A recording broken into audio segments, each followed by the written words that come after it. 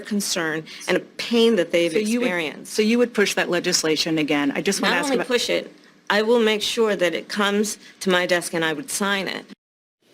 My goodness. Kamala Harris saying she will make sure she signs a bipartisan border bill. But what she didn't say is that her policies are the reason why communities are being devastated by fentanyl. In the first place, of course, as Harris dodges any and all accountability for the damage her policies have done to Americans. Joining me now for more on this, Arizona Congresswoman, one of your favorites. She sits on the House Border Security Caucus, Congresswoman Debbie Lesko. Congresswoman, thank you so much for joining me. What is so, it is not just appalling, it is nauseating to listen to the person who has watched over the destruction of the border and the piling in of all of these drugs, especially fentanyl, the catastrophe that it is for our country, pretending as though she was just dropped in from the freaking planet Mars and has never been in politics and is going to be the new page and replacement of all these horrible things that have happened. What's your take on that particular comment?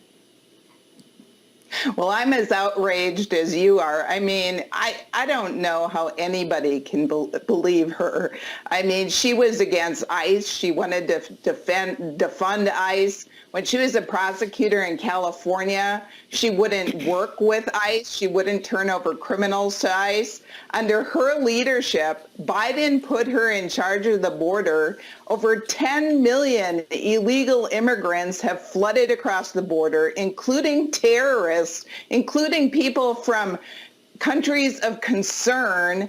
I mean, in Arizona, it's a total crisis. I talked to the people at the border. They're overwhelmed. The officers are overwhelmed. The cities are overwhelmed.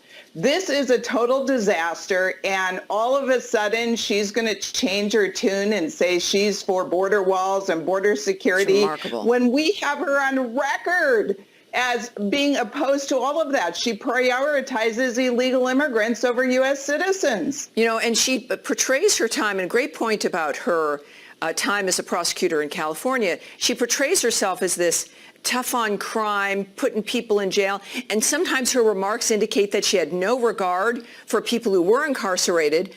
But then, yes, she was making specific decisions about what not to go after. And of course, we know that she talked about the defund the police movement, encouraged that, encouraged bail funds for lawbreakers.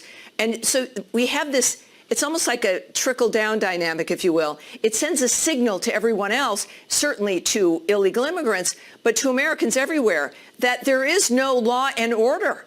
And I know that Arizona, I've got a lot of friends in Arizona. I'm originally from Southern California. We know those communities are being devastated. What are you finding Arizonans thinking and doing? Are they buying this gaslighting, or do they understand that she is part of the problem?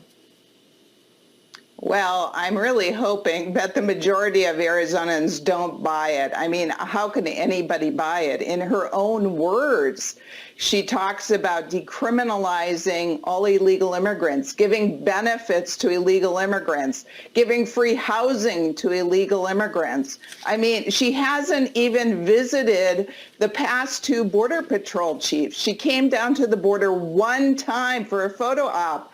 I mean, when she says she hasn't changed her values, and then she conflicts and says, well, now I'm for the border wall. Before I wasn't. Now I'm for securing the border. Who believes this stuff? Well, the lady is a total liar. Her value is to lie to get what she wants. I mean, I guess that could be a value. You know, and I didn't get a chance to ask you about this, but the appalling thing we're seeing also with these illegal aliens attempting to get on school buses, and that is not being deemed a crime or a problem.